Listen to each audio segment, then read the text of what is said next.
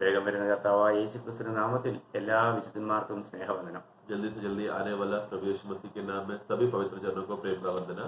കർത്താവിന്റെ കൃപയാൽ നമുക്കൊരു ദിവസം കൂടി കർത്താവ് ദാനമായി നൽകി. प्रभु का अनुग्रह से प्रभु ने हमको और एक दिन दान स्वरूप दिया है। നമ്മുടെ കർത്താവിന്റെ വരവിലേക്ക് നമ്മൾ ഒരു ദിവസം കൂടി അടുത്തു. आमीन। हमारे प्रभु का आगमन के लिए हम और एक दिन निकट आ चुके हैं। ഓരോ ദിവസം മുന്നോട്ട് പോകുന്തോറും നമ്മുടെ പ്രത്യാശ അങ്ങനെ കൂടുതൽ വർദ്ധിച്ചുകൊണ്ടിരിക്കുകയാണ്. आमीन। एक एक दिन हमारा नया दिन हमें मिलते समय में वास्तव में हमारा प्रभु में आने का आगमन का वो आशा और भी अधिक बढ़ते जा रहा है। ഞാൻ വിശ്വസിക്കുന്നു എല്ലാ വിശുദ്ധന്മാരും ഇങ്ങനെയുള്ള ഒരു പ്രത്യാശയോടുകൂടി കർത്താവിന്റെ വരവിനെ നോക്കി പാർത്ത് ഒരുങ്ങിയിരിക്കുകയാവുന്നു. और मैं ये विश्वास करता हूँ कि सभी लोग, सभी भाई बहन लोग इस तरह प्रभु का आगमन का उस आगमन के लिए आशा से भरा हुआ जीवन जी रहे हैं। നമുക്ക് കൂടി വരുമ്പോൾ ദൈവത്തിന്റെ ആലോചനകളെ പ്രാപിക്കുവാൻ ദൈവം നമുക്ക് ഈ നിലയിൽ ഇടയാക്കിയത് ഓർത്ത് കർത്താവിനെ സ്തുതിക്കുന്നു. और मैं प्रभु को धन्यवाद देना चाहता हूँ कि प्रभु ने इस तरीके से रीति की बातें तैयार किया है ताकि हम प्रभु के वचनों को मनन कर सके। ഇന്ന് ഞാൻ നിങ്ങളോട് വളരെ ആഴമുള്ള ഒരു വിഷയമാണ് പറയാൻ പോകുന്നത്. क्योंकि आज जो विषय मैं बोलना चाहता हूँ बहुत ही गहरा विषय है। അത് നമുക്ക് മനസ്സിലാവണമെങ്കിൽ വളരെ ഏകാഗ്രതയോടെ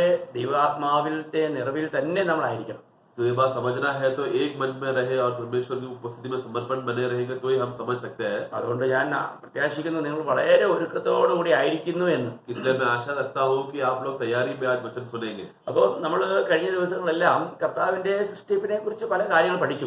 गए दिनों में हम लोग प्रभु का सृष्टि के विषय में बातें हम सीख रहे थे। അപ്പോൾ നമുക്കറിയാം മൂന്നാമത്തെ ദിവസം കർത്താവ് ജീവൻ അല്ലെങ്കിൽ പുല്ല്, കുറ്റിച്ചെടി, വൃക്ഷം ഇങ്ങനെ മൂന്ന് നിലയിലുള്ള ജീവന്റെ ആ വളർച്ചയുടെ ഒരു അനുഭവം നമ്മൾ കാണുകയുണ്ടായി. इसके लिए और हमने देखा कि तीसरा दिन ने प्रभु की सृष्टि से पौधे को बनाया और फल देने वाले वृक्षों को बनाया। इस तरह की जीवन घास बनाया, पौधा बनाया और पेड़. ओके, घास, पौधा और पेड़. അപ്പോൾ ഇവിടെ ഈ ജീവന്റെ ഇതിന് വളരെ വ്യത്യാസമുണ്ട്.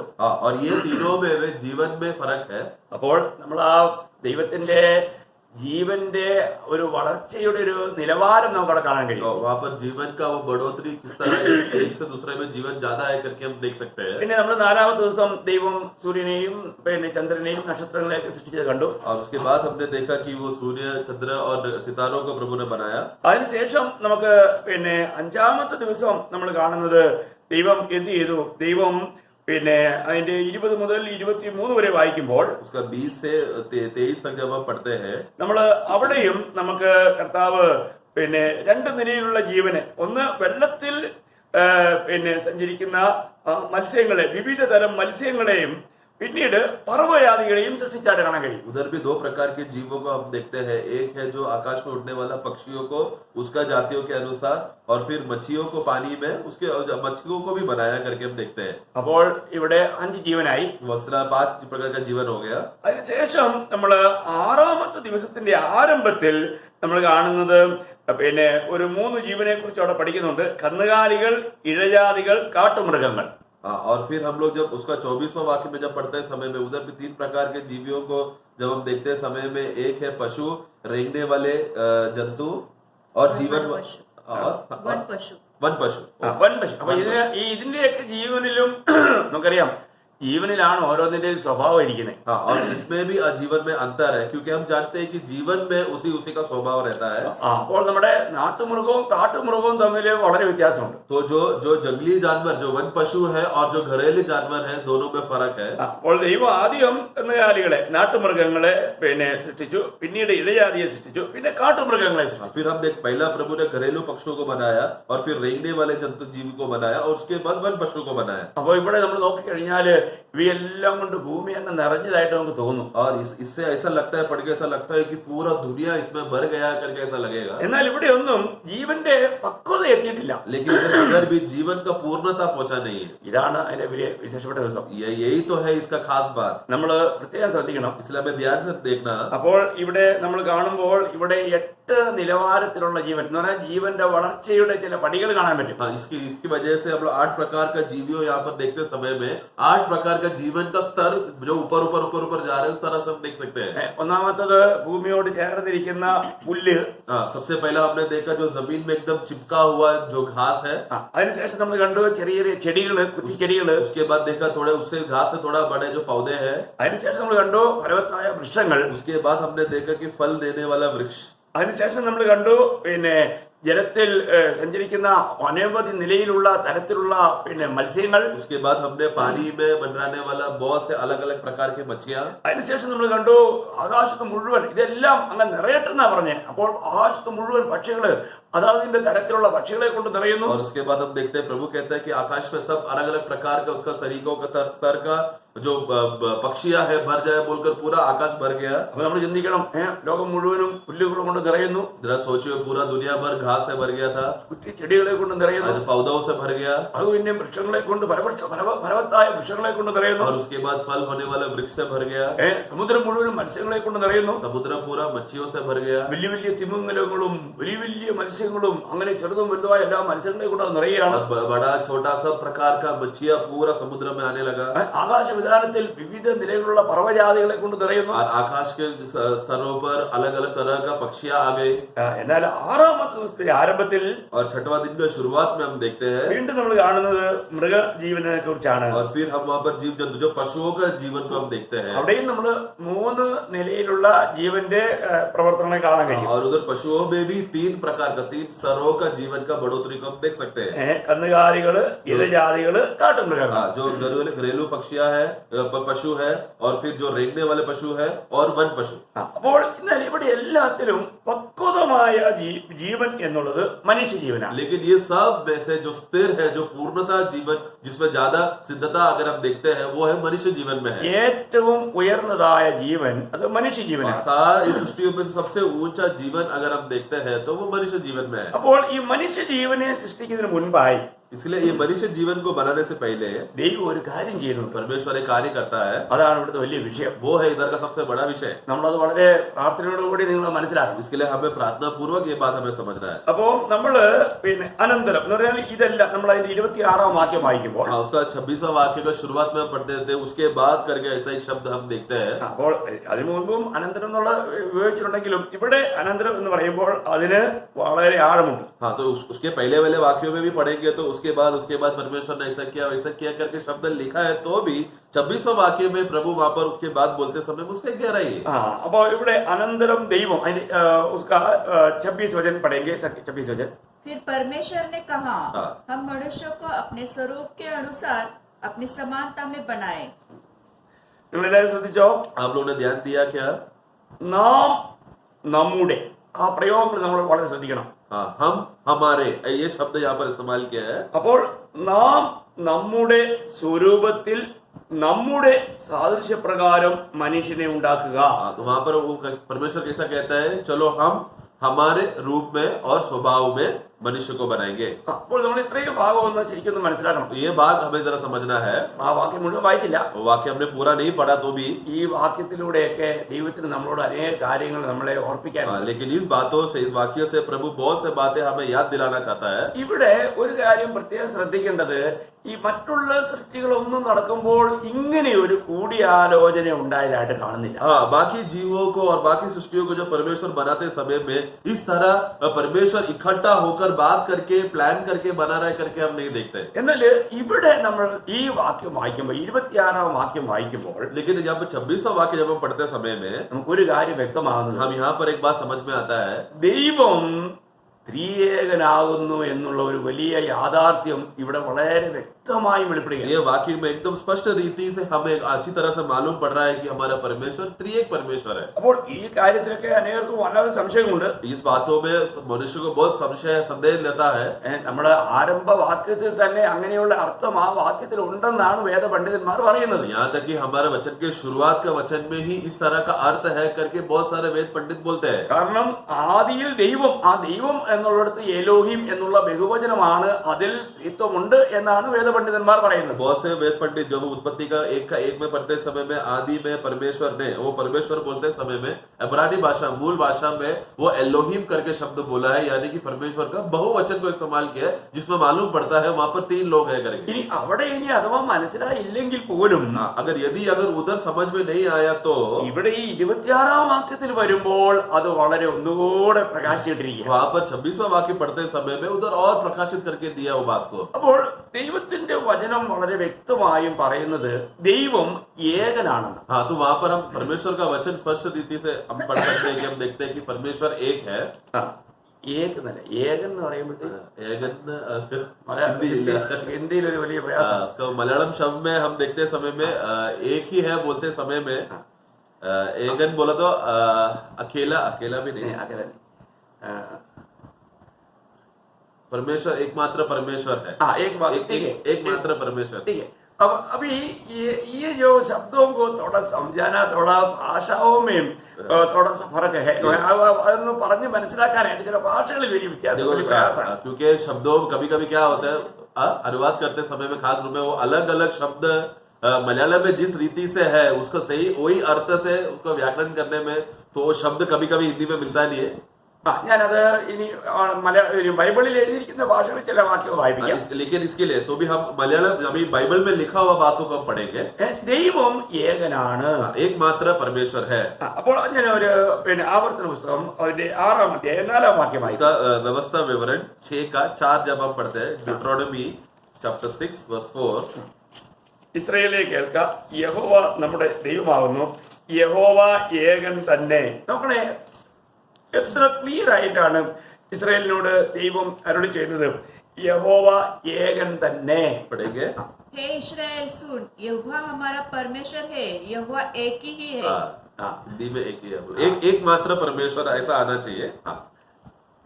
അപ്പോൾ ഇവിടെ നമുക്ക് തുടർന്നുള്ള പഠനത്തിൽ അത് ഒന്നുകൂടെ വിശദമാക്കാമെന്ന് ഞാൻ പ്രതീക്ഷിക്കുന്നു. हाँ, आगे जैसे जब हम लोग जाते रहेंगे ये परमेश्वर के विषय में हम लोग थोड़ा और इसके बारे में हम मनन करेंगे, थोड़ा और क्लियर होगा मैं विश्वास करता हूँ। കാരണം എന്ന് വെച്ചാൽ ഇത് നമുക്ക് ത്രിയേകൻ എന്നുള്ള ഒരു പദപ്രയോഗം വേദപുസ്തകത്തിൽ നമ്മൾ കാണുന്നില്ല. हाँ देखो, त्रिएक करके जो शब्द जो हम देखते हैं वो शब्द बाइबल में किधर भी इस्तेमाल नहीं किया है। എന്നാൽ ഈ വേദപുസ്തകം നമ്മൾ ശരിക്കും ദൈവത്തിന്റെ ആത്മാവ് നമുക്ക് പ്രകാശിപ്പിച്ചു തരുന്നെങ്കിൽ മാത്രമേ ഈ കാര്യം നമുക്ക് മനസ്സിലാക്കാൻ പറ്റൂ. हाँ, लेकिन प्रभु का आत्मा ही जब हमको वचन के बारे में और परमेश्वर के बारे में जब समझाने सिखाने के लिए जब हमको आएगा तभी हम ये बात समझ सकते हैं। കാരണം അനേർക്കും ഈ ത്രിയേകൻ എന്നുള്ളത് കാണാൻ പറ്റിയല്ല, ഏകൻ എന്നുള്ളത് കാണാൻ പറ്റും, അവരതിനെ വേറൊരു നിലയിലാണ് കാണുന്നത്. तो सभी लोग यहाँ पर त्रिएक शब्द को वो लोग समझ में नहीं आता, उसमें पहचान नहीं पाते, लेकिन एकमात्र परमेश्वर है करके बोलेगा तो एक ही परमेश्वर है करके वो अर्थ लेकर शब्द को अर्थ को बदल देते हैं। ഇസ്രായേൽ ദൈവത്തിന് വേണ്ടി വിളിച്ച് വേർതിരിക്കപ്പെട്ട ജനത്തോടാണ് മോശ പറയുന്നത്, ഇസ്രായേലെ കേൾക്ക, യഹോവ നമ്മുടെ ദൈവമാകുന്നു, യഹോവ ഏകൻ തന്നെ. हाँ, यहाँ पर इसराइल के विषय में वहाँ पर परमेश्वर क्या कहते हैं कि हे इसराइल सुन, मैं तुम्हारा यहोवा हूँ और मैं ही तुम्हारा एकमात्र परमेश्वर हूँ। അപ്പൊ നമുക്ക് പുതിയ നിയമത്തിലൂടെയും നമുക്ക് ഒരുപാട് വാക്യങ്ങളുണ്ട്, പഴയ നിയമത്തിൽ ഒരുപാട് വാക്യമുണ്ട്, ഞാൻ അതിലോട്ടൊന്നും പോകുന്നില്ല. इस तरह का पुराने नियम में तो बहुत सारा वाक्य है, लेकिन वो सब में नहीं जा रहा, मैं सिर्फ नए नियम में एक दो वाक्य लेना चाहता हूँ। 1 കൊരിന്ത്യർ 8-ാം അധ്യായത്തിന്റെ 6-ാം വാക്യം, पहला कोरिन्थियर 8 का 6 में जब हम पढ़ते हैं समय में 1 Corinthians chapter 8 verse 6 പിതാവായ ഏക ദൈവമേ നമുക്കുള്ളൂ. ഇവിടെ പൗലോസ് കൊരിന്ത് സഭയോട് പറയാണ്, പിതാവായ ഏക ദൈവമേ നമുക്കുള്ളൂ. तो भी हमारे लिए तो एक ही परमेश्वर है। हाँ, एक ही मात्र पिता परमेश्वर है। അപ്പൊ ശ്രദ്ധിക്കണം, ഇവിടെ നമ്മളോട് പറയുന്നത് പിതാവായ ഏക ദൈവമേ നമുക്കുള്ളൂ. इधर भी हम पढ़ते समय हमारे लिए एक ही मात्र का पिता परमेश्वर है। ഇനി നമ്മള് 1 തിമോത്തി അതിന്റെ 1-ാം അധ്യായം അതിന്റെ 17-ാം വാക്യം വായിച്ചാൽ, पहला तिमोथी पहला अध्याय उसका 17 में जब हम पढ़ते हैं 1 तिमोथी 1:17 നിത്യരാജാവായി അക്ഷയനും അദൃശ്യനുമായ ഏക ദൈവത്തിന് എന്നേക്കും ബഹുമാനവും മഹത്വവും ആമേൻ. ഏക ദൈവത്തിന്. अब सनातन राजा अर्थात अविनाशी अनदेखे एकमात्र परमेश्वर का आदर। एकमात्र परमेश्वर। അപ്പോൾ ഇവിടെ നമ്മൾ കാണുന്നത് ഏക ദൈവത്തിന്. इधर भी हम यहाँ पर देखते समय में एकमात्र परमेश्वर करके हम देखते हैं। അപ്പോൾ വചനം പറയുന്നത് ഏക ദൈവം എന്നല്ലേ? तो ऐसा है तो फिर परमेश्वर एक ही है क्या? ऐसा है क्या? പിന്നെ നിങ്ങൾ എങ്ങനെയാണ് ത്രിയേകൻ എന്ന് പറയുന്നത്? फिर वचन में ऐसा लिखा एक ही परमेश्वर है बोलते समय में फिर क्यों तुम लोग त्रिएक है करके बोलते हो? കാരണം ഈ കാര്യമൊന്നും നമുക്ക് നമ്മുടെ ബുദ്ധിയിൽ ഗ്രഹിക്കാൻ കഴിയുന്ന ഒരു കാര്യമേ അല്ല. सबसे पहले बात ये हमारा समझ में से या बुद्धि में से समझने वाली बात है ही नहीं। ഞാൻ 1-2 വാക്യം വായിപ്പിക്കാം. और 2-3 वाक्य पढ़ाना चाहता हूँ। പിന്നെ റോമാലേഖനം 3-ാം അധ്യായം 30-ാം വാക്യം, रोमियो का पुस्तक 3 का 30, रोमियो 3 verse 30 ദൈവം ഏകനല്ലോ, അപ്പോൾ ഇവിടെ പറയുകയാണ് ദൈവം ഏകനല്ലോ. पढ़ेंगे क्योंकि एक ही परमेश्वर है। उधर भी आना चाहिए, एकमात्र परमेश्वर है। അപ്പൊ നമ്മൾ ചിന്തിക്കുക ഇവിടെ എല്ലാം പറയുന്നത് ദൈവം ഏകനാണെന്നോ. इधर सब जगह पर ये कहना चाहता है कि एकमात्र परमेश्वर है। പിന്നെ നിങ്ങൾ എങ്ങനെയാ ത്രിയേക എന്ന് പറയുന്നത്? आप क्यों त्रिएक परमेश्वर कह रहे हो? ഇവിടെ വേദപുസ്തകം പറയുന്നതിനെതിരെ നിങ്ങൾ പഠിപ്പിക്കുകയല്ലേ? आप तो वचन के खिलाफ सिखा रहे हो ना? അല്ലെ, പെട്ടെന്ന് ഏതൊരു വ്യക്തിക്കും ഈ വാക്യങ്ങളെ എടുത്തുകൊണ്ട് ശരിക്കും വചനപരിജ്ഞാനമില്ലാത്ത ഏതൊരു വ്യക്തിയും തെറ്റിക്കാൻ കഴിയും. तो यहाँ पर जिसके पास वचन का ज्ञान नहीं है, वचन का समझ नहीं है, तो तुरंत वो लोग इस विषय में भटक सकता है ये अवस्था में। നീ അതെല്ലാം പോട്ടെ, अब ये सब छोड़ो, ശിഷ്യന്മാരുടെ പഠിപ്പിക്കൽ അങ്ങ് പോട്ടെ. चेलों का उपदेश को छोड़ दो। കർത്താവ് എന്നെ പഠിപ്പിച്ചേ, प्रभु ने क्या सिखाया, കർത്താവ് പറഞ്ഞോളൂ, നമ്മൾ ശ്രദ്ധിക്കണേ. प्रभु ने क्या कहा वो हमें समझना चाहिए। കർത്താവ് പിതാവിനോട് പ്രാർത്ഥിക്കുമ്പോൾ പറഞ്ഞൊരു വാക്യം, जब प्रभु ने पिता परमेश्वर से बात प्रार्थना करते समय में कैसा प्रार्थना किया? നിങ്ങൾക്കറിയാമല്ലോ, കർത്താവ് യേശുക്രിസ്തുവിന്റെ പ്രാർത്ഥന എന്ന് പറയുന്നത് മത്തായി 6-ാം അധ്യായത്തിൽ കാണുന്നതല്ല, ലൂക്ക 11-ാം അധ്യായത്തിൽ കാണുന്നതല്ല, യോഹന്നാൻ 17-ാം അധ്യായത്തിൽ കാണുന്ന. हम जब यीशु मसीह का प्रार्थना करके बोलते समय में वो मत्ती का पुस्तक 6वां अध्याय नहीं है और लूका का पुस्तक 11वां अध्याय नहीं है, बल्कि യോഹന്നാൻ का सुसमाचार 17 अध्याय का है। അപ്പോൾ അവിടെ കർത്താവിന്റെ 3-ാം വാക്യത്തിൽ എന്താ പറഞ്ഞേ? उधर वहां पर 17 का 3 में प्रभु क्या कहता है? ഏക സത്യദൈവമായ നിന്നെയും. അപ്പോൾ നീയാണ് ഏക സത്യദൈവം എന്ന കർത്താവ് പറഞ്ഞേ. उधर पढ़ेंगे एकमात्र सच्चे परमेश्वर। एकमात्र सच्चा परमेश्वर। അപ്പൊ ഇനി നിങ്ങൾക്ക് എന്നാ ഡൗട്ട്?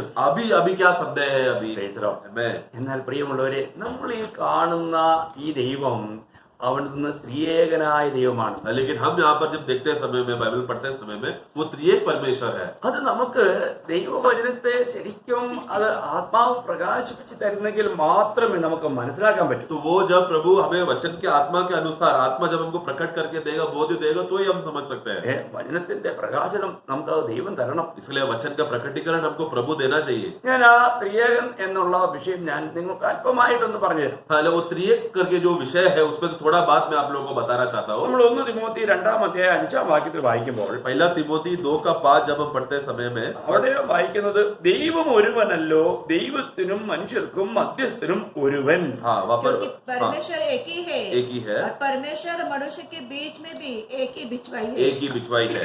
നിങ്ങൾക്കറിയാമല്ലോ, മധ്യസ്ഥൻ എന്ന് പറയുമ്പോൾ जब हम बिछवाई करके शब्द आते समय में, അത് ഇരുഭാഗങ്ങളോടും തുല്യനായിരിക്കണം. तो वो क्या, उसका खासियत क्या होना चाहिए कि दोनों बाजुओं को, जिसके लिए बीच में मध्यस्थी कर रहा है, बिछवाई आ रहा है, वो दोनों बाजुओं के लिए तुल्य रहना चाहिए। ഇത് ഒരു മനസ്സിലാക്കാൻ ഇച്ചിരി പ്രയാസമുള്ള കാര്യം. यही बात समझना ही कितना कठिन रहेगा। കാരണം ഈ മധ്യസ്ഥൻ ദൈവത്തിനോടും തുല്യനായിരിക്കണം, മനുഷ്യനോടും തുല്യനായിരിക്കണം. तो ये बिछवाई का खासियत क्या है कि वो परमेश्वर के साथ भी तुल्य रहना चाहिए और मनुष्य के साथ भी तुल्य रहना चाहिए। Praise the Lord. मैं അപ്പോൾ അങ്ങനെ ഒരുവനേ ഉള്ളൂ. ऐसा एकमात्र व्यक्ति है, അത് കർത്താവായ യേശുക്രിസ്തുവാണ്. वो परमेश्वर प्रभु यीशु मसीह है। അപ്പൊ ഇവിടെ തന്നെ കർത്താവായ യേശുക്രിസ്തു ദൈവമാണെന്നുള്ളത് വ്യക്തമാണ്.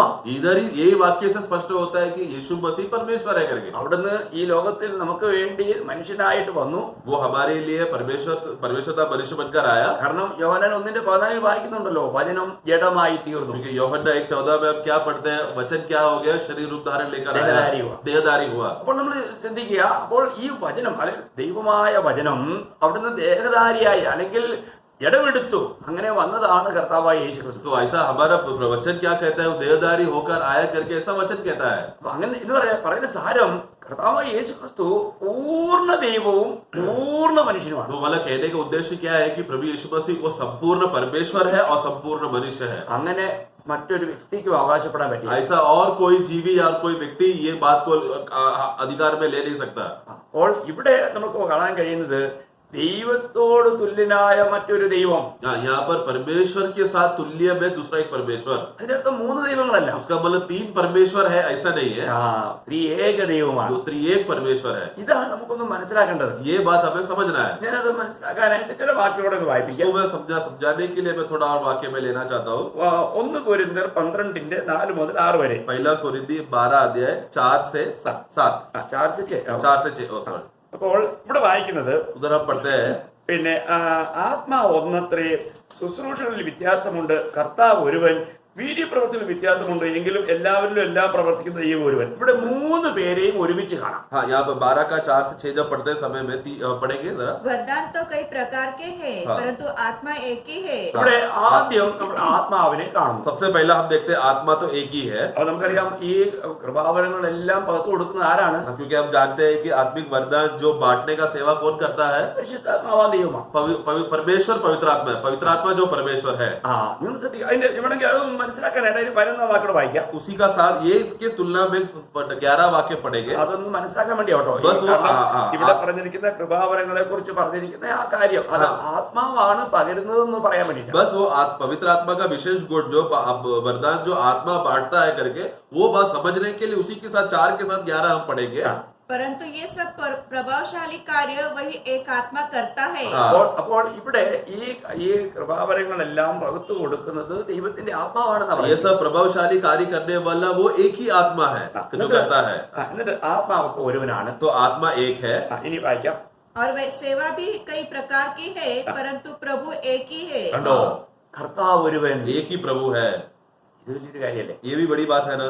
നമ്മള് ഈ അറിവ് എല്ലാവർക്കും ഇല്ല എന്നൊരു പ്രയോഗം 1 കൊരിന്ത്യർ 8-ാം അധ്യായത്തിന്റെ 7-ാം വാക്യത്തിൽ കാണുന്നു.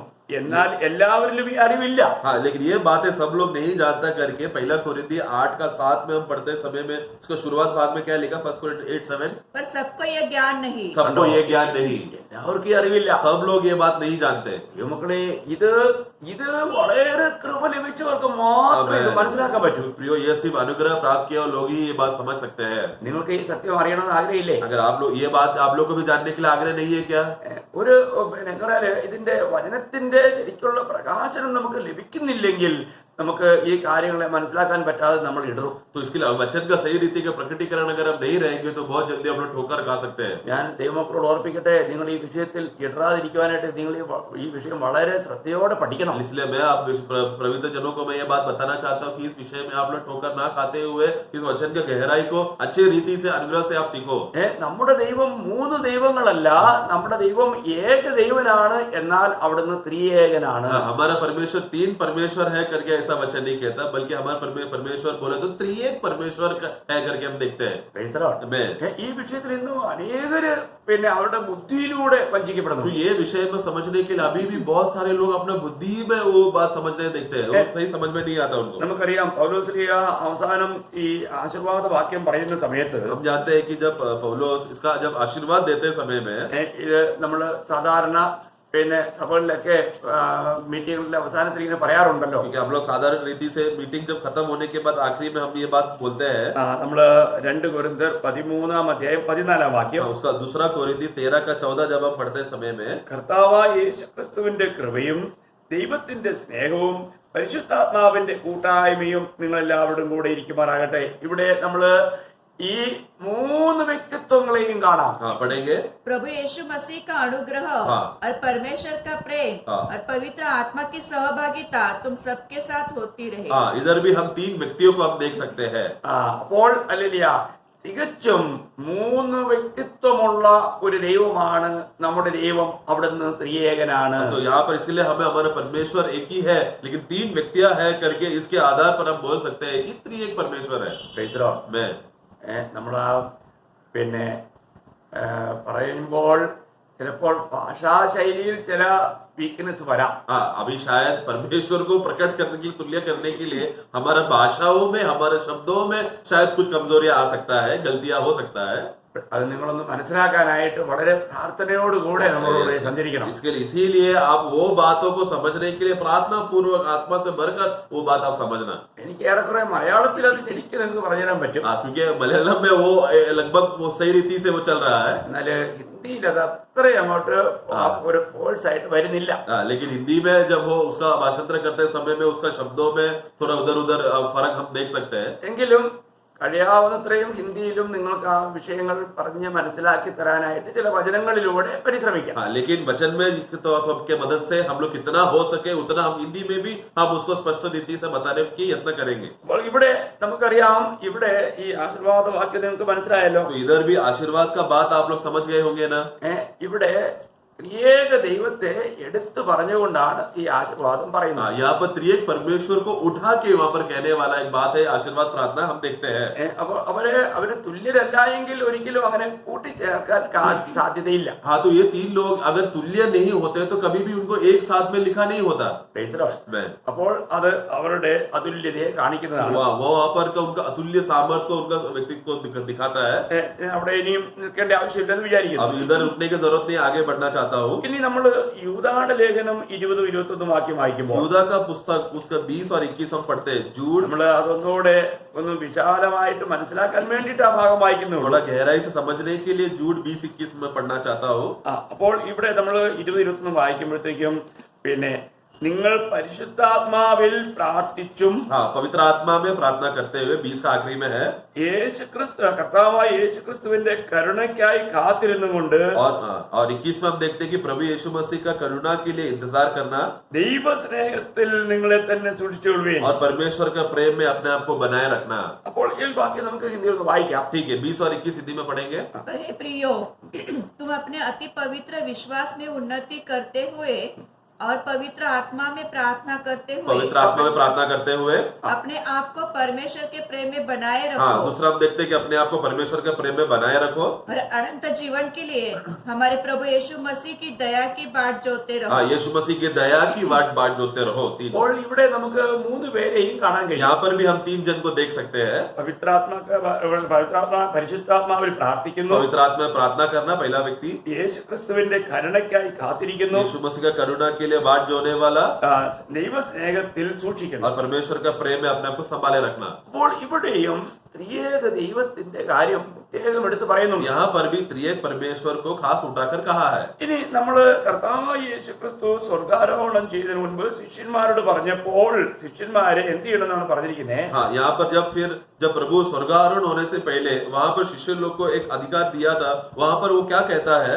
നിങ്ങൾക്കറിയാമോ? മത്തായി 28:19 വാക്യം. മത്തായി 28:19. वहां पर वो ग्रेट कमीशन करके वहां पर हम मत्ती का पुस्तक 28 का 19 मेरे इस विषय के लिए मत्ती 28 का 19 हम पढ़ेंगे। मैथ्यू 28:19। इसलिए तुम जाओ, हाँ। सब जातियों के लोगों को चेले बनाओ हाँ। और उन्हें पिता और पुत्र और पवित्र आत्मा के नाम से बपतिस्मा दो। അപ്പോൾ ഇവിടെ സ്നാനം എങ്ങനെ കൊടുക്കാനാ പറഞ്ഞിരിക്കുന്നത്? यहाँ पर बपतिस्मा कैसा देने को कहा है?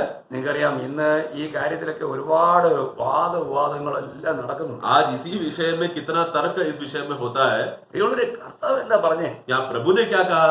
കർത്താവ് ഉയർത്തെഴുന്നേറ്റ കർത്താവ് പറയാണ്, നിങ്ങൾ പോയിട്ട് എന്ത് ചെയ്യണം?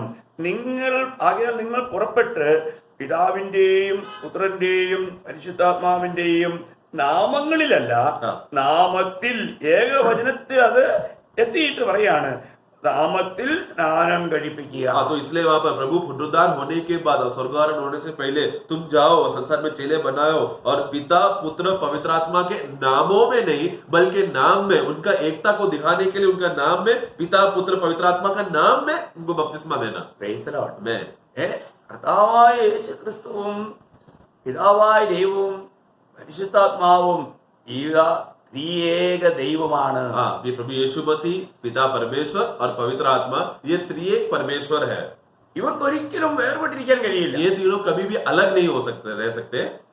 ഇവരെപ്പോഴും ഒരുമിച്ചാണ് എല്ലാം ये പ്രവർത്തിക്കുന്നത്. लोग हमेशा सब बातें एक साथ एक बनकर कार्य करते हैं। നമുക്കറിയാം, നമ്മള് കർത്താവിന്റെ പ്രാർത്ഥനയെ തന്നെ ഒന്ന് ശ്രദ്ധിച്ചാൽ, अगर हम प्रभु का प्रार्थना को अगर हम ध्यान देंगे तो നമ്മള് യോഹന്നാൻ 17:23 വാക്യം ഒന്ന് വായിക്കും. യോഹन्ना 17 का 23 जब हम पढ़ते हैं, जॉन 17:23, നിങ്ങൾ ആ വാക്യം ഒന്ന് ശ്രദ്ധിക്കണേ. आप लोग ध्यान से वो वाक्य को पढ़ना।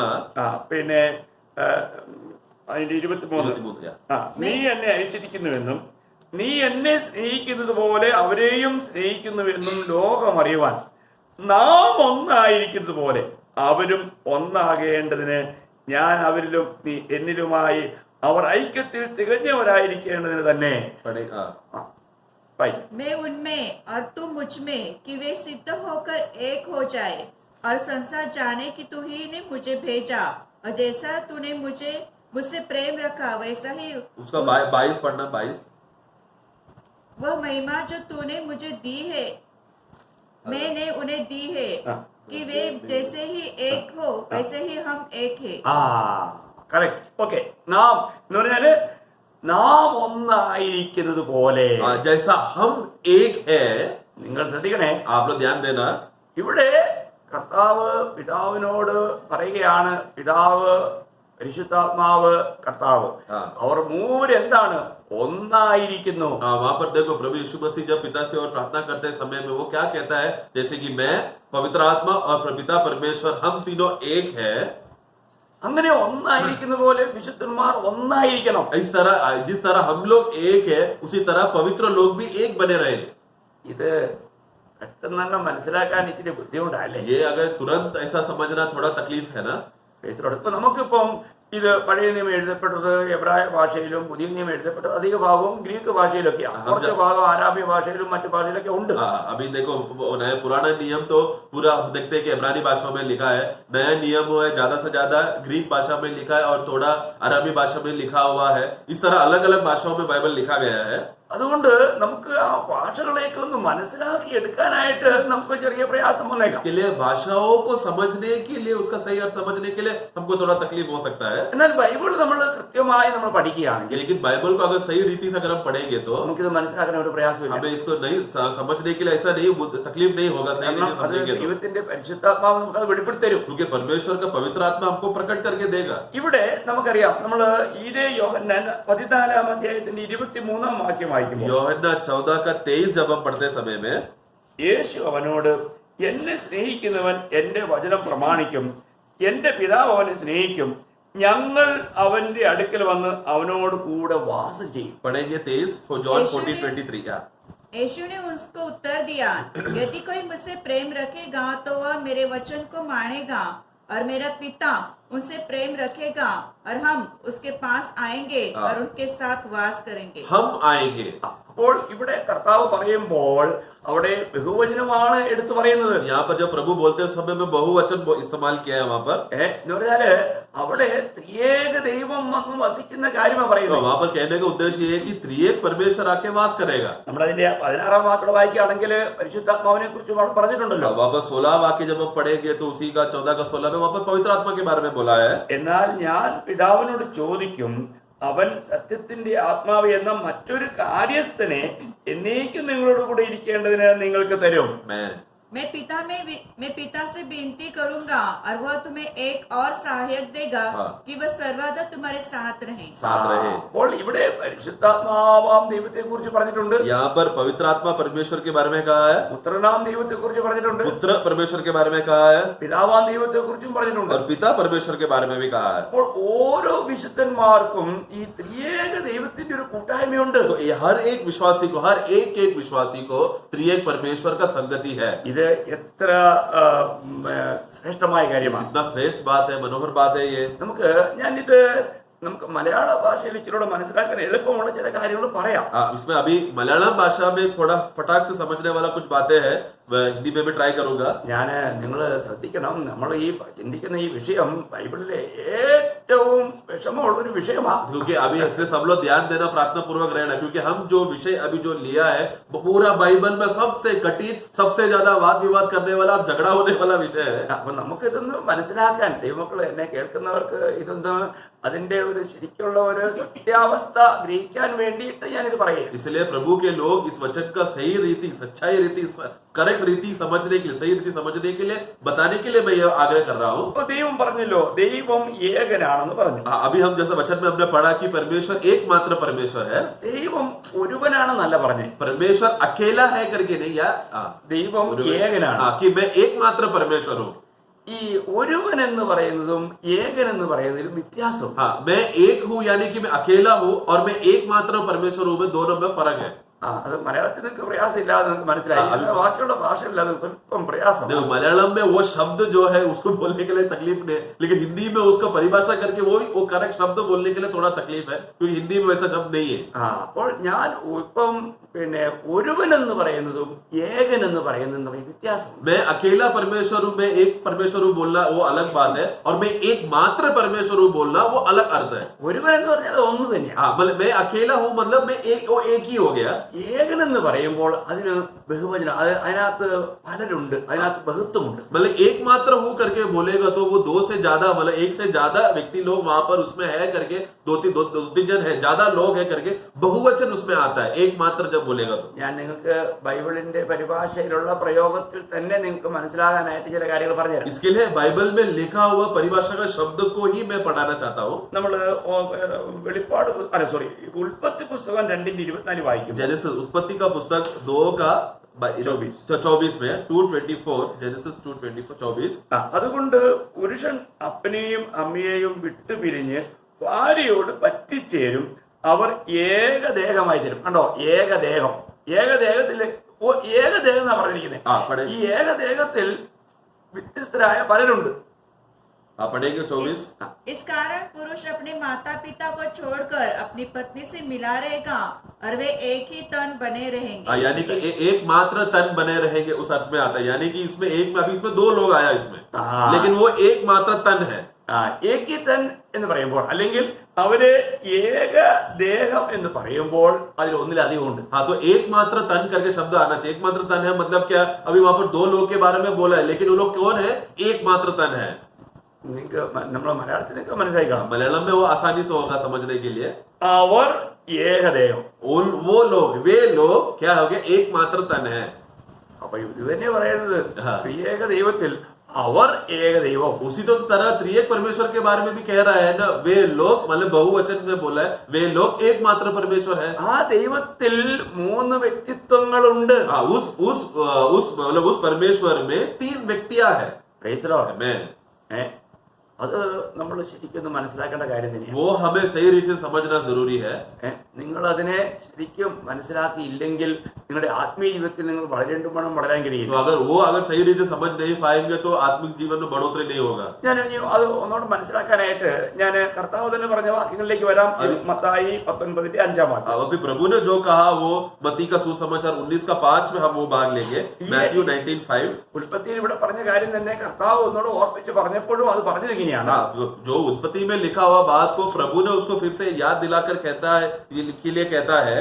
പിന്നെ ആദിയിൽ അവരെ ആണും പെണ്ണുമായി സൃഷ്ടിച്ചു എന്നും അത് നിമിത്തം മനുഷ്യൻ അപ്പനെയും അമ്മയെയും വിട്ട് ഭാര്യയോട് പറ്റിച്ചേരും, ഇരുവരും ഒരു ദേഹമായി തീരും എന്നും അടിച്ചിരിക്കുന്നു. ഒരു ദേഹം.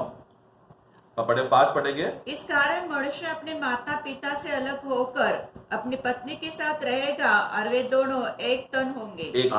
അപ്പോൾ ഇവിടെ പറഞ്ഞിരിക്കുന്നത് അവർ പലരാണെങ്കിലും അവരെ ഏകദേഹമായിട്ടാണ് പറഞ്ഞിരിക്കുന്നത്. वहां पर देखो, वो लोग भले ही दोनों अलग अलग है, 2 अलग अलग है, लेकिन एक तन है.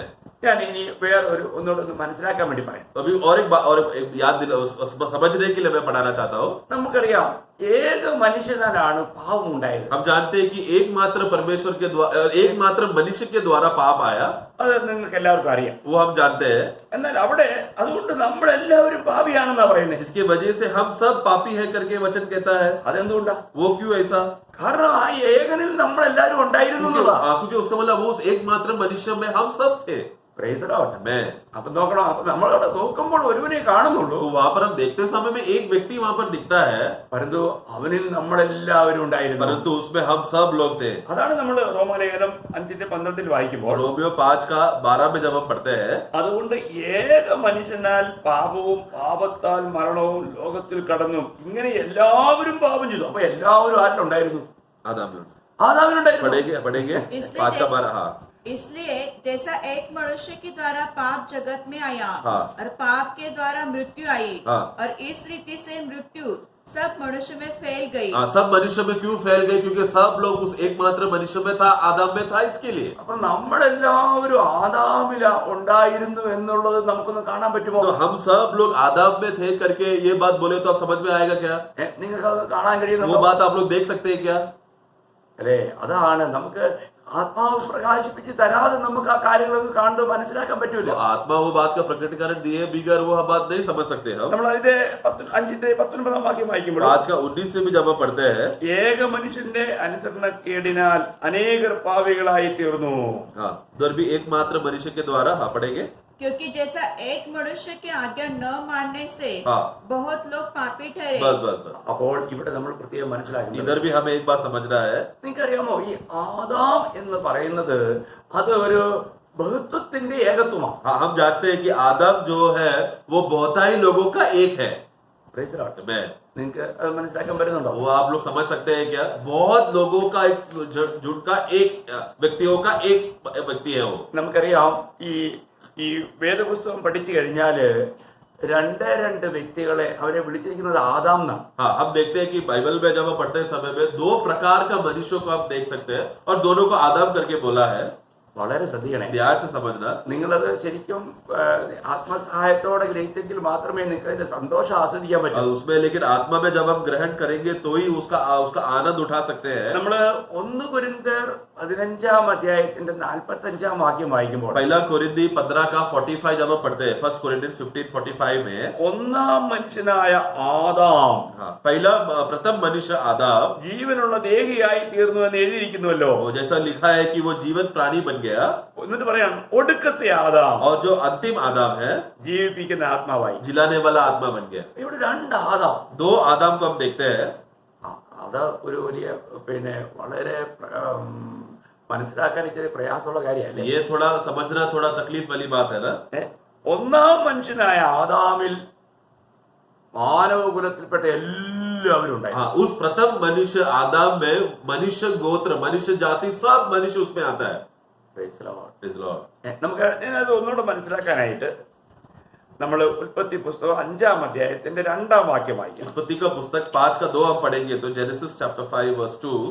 അത് നമുക്ക് ഒന്നുകൂടെ അത് നമുക്ക് എളുപ്പമായി മനസ്സിലാക്കാൻ പറ്റും. थोड़ा और हम लोग अच्छी तरह समझ सकते हैं। ആണും പെണ്ണുമായി അവരെ സൃഷ്ടിച്ചു, സൃഷ്ടിച്ച നാളിൽ അവരെ അനുഗ്രഹിക്കുകയും അവർക്ക് നോക്കണം, അവർക്ക് ആദാം എന്ന് പേരിടുകയും ചെയ്തു. हाँ, पढ़ेंगे।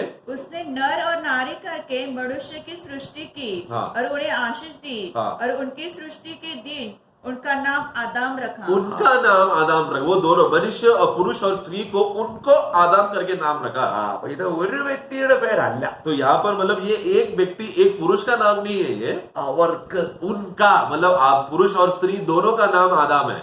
നിങ്ങൾക്ക് എത്ര പേർക്ക് മനസ്സിലാകുന്നുണ്ട്? ये बात कितने लोग समझ सकते हैं? അപ്പോൾ അവർക്കാണ് ആദാം എന്ന് പേരിട്ടെ. तो उनको नाम आदम करके लिखा गया था। അങ്ങനെ ഒരു അവർക്കാണ് ഈ ഒടുക്കത്തെ ആദാം എന്നും പേരിട്ടെ. हाँ, ये इनको ही प्रथम आदम करके नाम आता है। അപ്പോൾ ഇങ്ങനെ ഒന്നാമത്തെ ആദാം അവർക്കിട്ടെങ്കിൽ ഇങ്ങനെ ഒടുക്കത്തെ ആദാമിന് അവർക്കായിട്ട് പിന്നെ ആരായി അവര്? तो अभी जरा सोचो, प्रथम आदम उनको करके बोलकर उसमें मनुष्य तो पूरा मनुष्य जात आता है, वैसे ही अंतिम मनुष्य भी उनका नाम भी अंतिम मनुष्य में आता है बोला तो उसमें अंतिम लोग में वो लोग कौन कौन आएगा?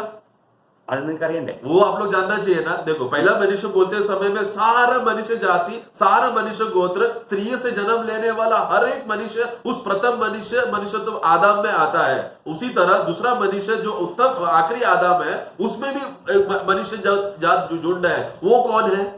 അത് മനസ്സിലാക്കാനൊരു വാക്യമായി वो वाक्य समझने के लिए मैं पढ़ाना चाहता हूँ। 1 കൊരിന്ത്യർ 12:12. पहला कोरिन्थी 12 का 12 में, ശരീരം ഒന്നും അതിന് അവയവം പലതും, ശരീരത്തിന്റെ അവയവം പലതായിരിക്കെ എല്ലാം ഒരു ശരീരവും ആയിരിക്കുന്നത് പോലെ ക്രിസ്തുവുമാകുന്നു. पढ़ेंगे 12 का 12। हाँ, क्योंकि जिस प्रकार देह तो एक है हाँ। और उनके अंग बहुत से हैं हाँ। और उस एक देह के सब अंग बहुत होने पर भी सब मिलकर एक ही देह है, हाँ। उसी प्रकार मसीह भी है। Amen. Hallelujah. Praise the Lord. അപ്പോൾ ഒന്നാമത്തെ ആദാമിനെയും ഒടുക്കത്തെ ആദാമിനെയും നിങ്ങൾക്ക് മനസ്സിലായോ? तो अभी प्रथम आदम और अंतिम आदम का फर्क आप समझे क्या? ഒന്നാമത്തെ ആദത്തിൽ സൃഷ്ടികളായിരിക്കുന്ന എല്ലാ മനുഷ്യജാതിയുമുണ്ട്. देखो, उसने प्रथम आदम में सृष्टि का मनुष्य जो भी है वो सब मनुष्य उसमें आता है। എന്നാൽ ഒടുക്കത്തെ ആദാമിൽ വീണ്ടും ജനിച്ചവരായ രക്ഷിക്കപ്പെട്ടവരായ കർത്താവിന്റെ ശരീരത്തിന്റെ ഓരോ അവയവങ്ങളായി തീർന്നവരെ കൊണ്ട് പണിയപ്പെട്ടതാണ് ഈ ഒടുക്കത്തെ ആദാം. लेकिन अंतिम आदम करके बोलते समय में अंतिम आदम का भागी लोग कौन है? जो नया जन्म पाया हुआ, जिनका दोबारा जन्म हुआ, जिनका जिनका उद्धार हुआ वो उद्धार पाए हुए लोगों को जैसा एक देह में अलग अलग अंग है, ये अलग अलग अंगों को प्रभु ने क्या किया, एक देह एक शरीर बनाकर अंग बनाकर वो भाग बनाया है, वो है अंतिम आदम का भाग, കാരണം ശരീരം ഒന്നാ. क्योंकि देह एक ही है. Praise the Lord. Amen. അപ്പോൾ ആ ഒരു ശരീരത്തിലെ ഓരോ ഓരോ അവയവങ്ങളാണ് രക്ഷിക്കപ്പെട്ട ഓരോ വിശുദ്ധന്മാരും. तो वो देह का जो भी अंग बनता है वो एक एक विश्वासी जो उद्धार पाए हुए हैं. അപ്പോൾ അങ്ങനെയുള്ള ജനത്തെ കൊണ്ട് ചേർക്കപ്പെട്ട ശരീരമാം സഭയുടെ തലയാണ് ക്രിസ്തു. इस अंगों को अलग अलग अंगों को एक बनाकर एक देह बनाकर उस देह का सिर है, शिरोमणि है मसीह यीशु. Praise the Lord. നിങ്ങൾക്ക് ഒരു ഏകദേശ രൂപം കിട്ടി കാണുമെന്ന് വിചാരിക്കും. मैं विश्वास करता हूँ कि आपको लगभग समझ गया होगा कुछ बातें. ഇത് നിങ്ങൾക്ക് പൂർണ്ണമായിട്ടും പെട്ടെന്ന് അങ്ങോട്ട് മനസ്സിലാകത്തില്ല. ये आपको फटाक से उतना जल्दी समझ में नहीं आएगा. നമുക്കറിയാം പിന്നെ ദൈവത്തിന്റെ പരിശുദ്ധാത്മാവിന്റെ പ്രവർത്തനങ്ങളും പിന്നെ പുത്രന്റെ പ്രവർത്തനങ്ങളും പിതാവായ ദൈവത്തിന്റെ പ്രവർത്തനങ്ങളും ഒക്കെ നമ്മള് വിശദമായിട്ട് നമ്മള് ക്ലാസ്സുകളിൽ ഞാൻ പല പ്രാവശ്യം എടുത്തിട്ടുള്ളതാണ്. मैं पवित्र आत्मा का कार्य, पुत्र प्रभु यीशु मसीह का कार्य और पिता परमेश्वर का कार्य, ये तीनों का कार्य किस रीति से कार्य होता है अलग अलग क्लासों में मैंने ये बात लिया है. അതെല്ലാം ഒരുപോലെ പോകുന്ന കാര്യങ്ങളാണ്. लेकिन ये सब बातें समानता में एकता में जाता है. Praise the Lord. Amen. അപ്പോൾ നമ്മൾ ഒരു കാര്യം മനസ്സിലാക്കേണ്ടത് ഇതിന് വ്യക്തമായിട്ടും ഈ ത്രിയേക ദൈവം എന്നുള്ള ഈ ഒരു വലിയ യാഥാർത്ഥ്യം ദൈവമക്കളെ, അത് ദൈവാത്മാവിൽ ദൈവം പ്രകാശിച്ചു തരാതെ ഈ ബൈബിളിന്റെ വചനങ്ങളെ നല്ലതുപോലെ ദൈവാത്മാവ് പ്രകാശിച്ചു തരാതെ നമുക്ക് ഗ്രഹിക്കാൻ കഴിയില്ല. तो इसलिए त्रिएक परमेश्वर के बात का वो रहस्य, वो मर्म, वो लोग किस तरह तीन व्यक्तियां हैं लेकिन एक परमेश्वर है करके ये भेद, ये मर्म आत्मा के मृग वचन के सामर्थ्य हमको समझ में नहीं आएगा बिना मदद नहीं मिला तो. Praise the Lord. Amen. ഇനിയും ഞാൻ അതിനെ ഒന്നുകൂടെ മനസ്സിലാക്കാനായിട്ട് ഒരു അല്പം കൂടെ പറയാൻ ആഗ്രഹിക്കുക. थोड़ा और समझाने के लिए मैं थोड़ा और उस विषय में बोलना चाहता हूँ. കാരണം വെച്ചാല് ഇത് ഈ പിതാവും പുത്രനും പരിശുദ്ധാത്മാവായിട്ടുള്ള ആ പ്രവർത്തനത്തിന്റെ ആ രീതി, ആ കാര്യങ്ങള് ഇത് ദൈവം പ്രസാദിച്ചെങ്കിൽ മാത്രമേ ഇതൊന്നും നമുക്ക് വ്യക്തമായി വെളിപ്പെട്ട് കിട്ടും. क्योंकि पिता का कार्य, पुत्र का कार्य और पवित्र आत्मा का कार्य, इन तीनों में किस रीति से वो लोग कार्य करता है ये बात का प्रकटीकरण जब तक पिता इच्छा नहीं करता तो ही हमें समझ में आएगा. पिता इच्छा करने के बाद ही समझ में आता है. അപ്പോൾ ഇത് ഈ വെളിപ്പെടുത്തലിലും ത്രിയേക ദൈവത്തിന് ഒരുപോലെ പങ്കുണ്ട്. हाँ, और इस प्रकटीकरण में जब हमको ये बात समझ में आएगा, ये समझने में भी त्रिएक परमेश्वर का हाथ है. Praise the Lord. Amen. അത് എത്ര വലിയ കാര്യമല്ലേ. कितना बड़ी बात है ना प्रियो. അപ്പൊ ഞാനൊരു ലളിതമായിട്ടൊന്നുകൂടെ പറഞ്ഞു മനസ്സിലാക്കാം. हाँ, लेकिन उसको मैं स्पष्ट थोड़ा आसानी से मैं बताना चाहता हूँ. നമ്മൾ മത്തായി 11-ാം അധ്യായം 25-ാം വാക്യം വായിക്കുമ്പോൾ मत्ती का पुस्तक 11:25 में, मैथ्यू 11:25, ആ സമയത്ത് തന്നെ യേശു പറഞ്ഞത്, പിതാവേ, वहां पर उस समय സ്വർഗത്തിനും ഭൂമിക്കും കർത്താവായുള്ളോവേ, നീ ഇത് ജ്ഞാനികൾക്കും വിവേകികൾക്കും മറച്ച് ശിശുക്കൾക്ക് വെളിപ്പെടുത്തിയത് കൊണ്ട് ഞാൻ നിന്നെ വാഴ്ത്തുന്നു. पढ़ेंगे. हाँ, 11:25. उस समय यीशु ने कहा, हे पिता, स्वर्ग और पृथ्वी के प्रभु, हाँ, स्वर्ग और पृथ्वी का प्रभु, मैं तेरा धन्यवाद करता हूँ हाँ, कि तूने इन बातों को ज्ञानियों और समझदारों से छिपा रखा हाँ, और बालकों पर प्रकट किया हाँ, है. amen. അപ്പോ നമ്മളൊരു കാര്യം പ്രത്യേകം മനസ്സിലാക്കണം. यहाँ पर एक खास बात समझना है. നമ്മൾ ഇവിടെ ഈ സംസാരിക്കുന്ന വിഷയങ്ങളൊന്നും ഇത് വല്ലോ പിന്നെ സ്കൂളുകളിലോ കോളേജുകളിലോ യൂണിവേഴ്സിറ്റികളിലോ റിസർച്ച് സെന്ററിലോ ഒന്നും പഠിപ്പിക്കുന്ന കാര്യമല്ല. ये सब बातें जो अभी हम जो सीख रहे हैं, ये क्या स्कूल में या कॉलेज में, कोई रिसर्च सेंटर में, कोई साइंस लैब में सीखने वाली बात नहीं है, क्योंकि उधर नहीं सिखाया जाता. ഇത് നമുക്ക് ആത്മീയ കാര്യങ്ങളാണ്. ഇത് ദൈവത്തിന്റെ പരിശുദ്ധാത്മാവിന്റെ സഹായത്താൽ മാത്രമേ മനസ്സിലാക്കാൻ കഴിയൂ. क्योंकि ये आत्मिक बातें हैं और ये प्रभु का आत्मा के मदद के द्वारा ही हम ये समझ सकते हैं. ഇത് ഈ ലോകത്തിലെ ഒരു ജ്ഞാനികൾക്കും ഗ്രഹിക്കാൻ കഴിയുന്ന കാര്യമല്ല. ये बात ये संसार का कोई भी बुद्धिमान लोगों को, समझदार लोगों को समझ नहीं सकता. ദൈവം അത് അവരിൽ നിന്നും മറച്ചു വെച്ചിരിക്കുകയാണ്. प्रभु ने ये सब बातें उनसे, परमेश्वर ने ये सब बातें उनमें छुपा के रखा है. ഈ ലോകത്തിന്റെ നശിച്ചു പോകുന്ന ജ്ഞാനത്തിലൂടെ ഒരിക്കലും നമുക്ക് ആത്മീയ കാര്യങ്ങളെ മനസ്സിലാക്കാൻ കഴിയില്ല. ये संसार का नाशवान ज्ञान है, जो ये ज्ञान जो नाश होता है, जो संसार का ज्ञान, उस संसार का ज्ञान जो नाश होने वाला ज्ञान से कभी भी हमको आत्मिक बातें कभी भी समझ नहीं सकता. ഞാൻ നിങ്ങളോട് ഇതിനു മുൻപ് ഒരു അനുഭവം പറഞ്ഞിട്ടുണ്ട്. इसके पहले भी मेरा अनुभव मैंने आप लोगों को बताया है. ഞാനിവിടെ നാസിക്കിനടുത്ത് ഓജ ടൗൺഷിപ്പിൽ ഒരിക്കൽ ഇങ്ങനെ ഭവനങ്ങൾ തോറും വചനം പറഞ്ഞുകൊണ്ട് നടക്കുമ്പോൾ मैं एक बार इस तरह नासिक में ओजार टाउनशिप में, वहां पर जब मैं वचन बांटते हुए एक एक घर में मैं जब जा रहा था, അവിടെ ഒരു സഹോദരി വളരെ പിന്നെ ദേഷ്യത്തിൽ ഒരു കാര്യം ഇങ്ങനെ പറഞ്ഞു. वहां पर उधर एक बहन एक स्त्री ने एकदम गुस्से में आकर एक बात कहा, നിങ്ങളുടെയൊക്കെ വിചാരം നിങ്ങൾക്ക് മാത്രമേ വായിക്കാനും പഠിക്കാനും അറിയാവൂ എന്നാണ്. उन्होंने बोलने लगा गुस्से में, तुमको लगता है कि सिर्फ तुम लोगों को ही पढ़ने लिखने आता है करके? ഞങ്ങൾക്കും വായിക്കാനും പഠിക്കാനും ഒക്കെ അറിയാം. हमें भी पढ़ने के लिए लिखने के लिए हमें भी आता है करके. മാത്രമല്ല നിങ്ങളെക്കാളൊക്കെ ഞങ്ങൾക്ക് പഠിത്തമുണ്ട്. और उतना ही नहीं, तुम लोगों से भी ज्यादा शिक्षण हमारे पास है. പറഞ്ഞ ആ സഹോദരി പറഞ്ഞു, ഞാൻ MA ഫസ്റ്റ് റാങ്കിൽ പാസ്സായവളാണ്. मतलब कहने का मतलब क्या थी, वो स्त्री बतानी चाह रही थी कि मैं MA फर्स्ट रैंक में पास होकर आई है. അത് കേട്ടപ്പോ വളരെ സന്തോഷം തോന്നി. वो सुनने के बाद तो मुझे बहुत आनंद हुआ. ഞാൻ ആ സഹോദരിയോട് പറഞ്ഞു, तब मैं उनसे कहा, സഹോദരി നിങ്ങൾക്ക് പഠിക്കാനോ വായിക്കാനോ അറിയത്തില്ലെന്ന് ഞാൻ പറഞ്ഞില്ല. हे बहन, मैंने ऐसा कभी नहीं बोला कि आपको पढ़ना लिखना समझना नहीं आता करके. നിങ്ങൾ അങ്ങനെയുള്ള ഒരു വ്യക്തിയാണെന്ന് വിചാരിച്ചല്ല പറഞ്ഞത്. मैं ऐसा कभी सोचा ही नहीं कि आप उस प्रकार का व्यक्ति है करके. എങ്കിലും നിങ്ങൾ MA ഫസ്റ്റ് റാങ്കിൽ പാസ്സായെന്ന് കേട്ടപ്പോൾ എനിക്ക് ഭയങ്കര സന്തോഷമുണ്ട്. लेकिन आपने MA फर्स्ट रैंक में आप पास हुआ सुना तो बोला तो मुझे बहुत खुशी मिली. കാരണം നിങ്ങൾക്ക് വളരെ നല്ല ജ്ഞാനമുണ്ട്, നിങ്ങൾ വളരെ വിദ്യാഭ്യാസമുള്ള നല്ല അറിവുള്ള ഒരു സഹോദരി. क्योंकि मुझे इस बार एक बात समझ गया कि आप बहुत जानकारी रखने वाला, बहुत ज्ञानी और बहुत समझदारी स्त्री है करके मुझे उससे मालूम पड़ता है. എന്നാലും ഞാൻ ഒരു ചോദ്യം ഒന്ന് ചോദിച്ചോട്ടെ. लेकिन मैं एक सवाल मैं आपसे पूछना चाहता हूँ. അപ്പം അവിടെ പറഞ്ഞു ചോദിച്ചോ. तो उन्होंने तुरंत बोला, हाँ पूछो ना, നിങ്ങൾ വീണ്ടും ജനിച്ചോ? आपका नया जन्म हुआ क्या? അതല്ല. तो स्त्री बोली, हाँ वो क्या है? ഞാൻ പറഞ്ഞു, നിങ്ങൾക്ക് അറിയത്തില്ലാത്ത ചില കാര്യങ്ങൾ നിങ്ങളോട് അറിയിക്കാനാണ് ഞങ്ങൾ വന്നത്. वही तो तभी मैं कि बोलने लगा मैं कि मैं आप जो बात नहीं जानते वो बात बताने के लिए मैं यहाँ पर आया. Praise the Lord. Amen. ദൈവമക്കളെ, ഇത് ഈ ലോകത്തിന്റെ അറിവ് കൊണ്ട് നേടുന്ന ഒരു കാര്യമാണോ? प्रियो, क्या ये सब बातें आत्मिक बातें क्या संसार का ज्ञान से प्राप्त करने वाला बात है क्या? ഇതിന് തത്തുല്യമായ വേറൊരു അനുഭവം എനിക്കുണ്ട്. इसी तुलना में ऐसा समाज का और भी अलग अलग अनुभव है. ഞാനിത് നിങ്ങളോട് പറയുന്നത് നിങ്ങൾക്ക് ചില കാര്യങ്ങൾ ഇതിലൂടെ ആഴമായി മനസ്സിലാക്കാൻ വേണ്ടിയിട്ടാണ്. ये सब बातें मैं क्यों बताता हूँ कि ये सब बातों का फर्क, संसार का ज्ञान और आत्मिक ज्ञान का फर्क आपको अच्छी तरह समझने के लिए मैं बता रहा हूँ. ഞാനൊരിക്കലും ഹിമാചൽ പ്രദേശില് ഇങ്ങനെ വചനം അറിയിച്ചു നടക്കുമ്പോൾ एक बार हिमाचल प्रदेश में जब मैं वहां पर वचन बांटते जाते समय में ഞാൻ ഒരു യൗവനക്കാരനായ ഒരു വ്യക്തിക്ക് ഒരു ട്രാക്ട് കൊടുത്തു. मैं एक जवान, वहां का एक जवान लड़के को मैंने ट्रैक दिया. ഞാനത് ഷോർട്ടായിട്ട് പറയാം. मैं एकदम संक्षेप में बताना चाहता हूँ. അപ്പോൾ ഈ വ്യക്തിയോട് കൂടെ ഞാൻ അദ്ദേഹത്തിന്റെ വീട്ടിൽ പോയി. इसलिए और ये व्यक्ति इस नौजवान के साथ मैं घर पे भी गया. വീട്ടിൽ ഒരുപാട് കാര്യങ്ങളൊക്കെ ഉണ്ട്. उसके पीछे अंदर बहुत स्टोरी अंदर और है, ഞാൻ അതൊന്നും വിശദീകരിക്കുന്നില്ല. वो सब मैं नहीं बता रहा. എങ്കിലും ഇദ്ദേഹം ഇങ്ങനെ ഒരു കാര്യം കേട്ടിരുന്നു. ഇവിടെ ഏതോ ഒരു ക്രിസ്ത്യാനി വന്ന് ഇവിടെ മതപരിവർത്തനം നടത്തുന്നുണ്ട്, ഞങ്ങളുടെ ആൾക്കാരെ മതപരിവർത്തനം നടത്തുന്നു എന്ന് ഇദ്ദേഹം കേട്ട് ഇദ്ദേഹം വലിയ ജലസിയിലിരിക്കുക, വളരെ കോപത്തിലിരിക്കുക. हाँ, तो ये नौजवान ने ऐसा सुन लिया था कि देखो हमारे गांव में कोई दूसरा आया है जो मसीह आया है, ये क्रिश्चियन क्या कर रहा है, हमारे हिंदू धर्म के लोगों को धर्म परिवर्तन कर रहा है बोलकर मालूम पड़कर वो एकदम गुस्से में एकदम जलन से वो बैठा था. കാരണം ഇദ്ദേഹം അവിടുത്തെ ഒരു വലിയൊരു ഉപദേഷ്ടാവാണ്. क्योंकि ये यहाँ उस गांव का बहुत बड़ा एक उपदेशक है, शिक्षक गुरु है. അവിടെയുള്ള ഗ്രാമത്തിലുള്ളവരിൽ ഏറ്റവും നല്ല വിദ്യാഭ്യാസമുള്ള പയ്യൻ. और उस गांवों में से सबसे ज्यादा सीखा हुआ शिक्षण प्राप्त किया हुआ एक नौजवान है. അപ്പോൾ മാത്രമല്ല അദ്ദേഹം അനേകരെ ഇങ്ങനെ ഉപദേശിക്കുന്ന ഒരു പതിവുണ്ട്. और इतना ही नहीं, वो हिंदू धर्म में बहुत सारा बातें लोगों को सिखाता समझाने वाला भी एक व्यक्ति है. അപ്പൊ അദ്ദേഹത്തിന്റെ ഉള്ളിൽ ഒരു വലിയ എരിവുണ്ടായെന്ന് പറഞ്ഞാൽ ഇവനെ വീട്ടിൽ കൊണ്ടുപോയി ഒന്ന് നല്ലപോലെ പെരുമാറണം. हाँ, तो उनका उद्देश्य क्या था ये नौजवान का कि ये व्यक्ति को घर पे लेकर जाकर इसके साथ अच्छा सा एक व्यवहार करना है. അപ്പോൾ ഞാനിതൊന്നും മനസ്സിലാക്കിയില്ല. ये सब बात मैं नहीं जानता था. ഇദ്ദേഹത്തിന്റെ വീട്ടിൽ ചെന്നു.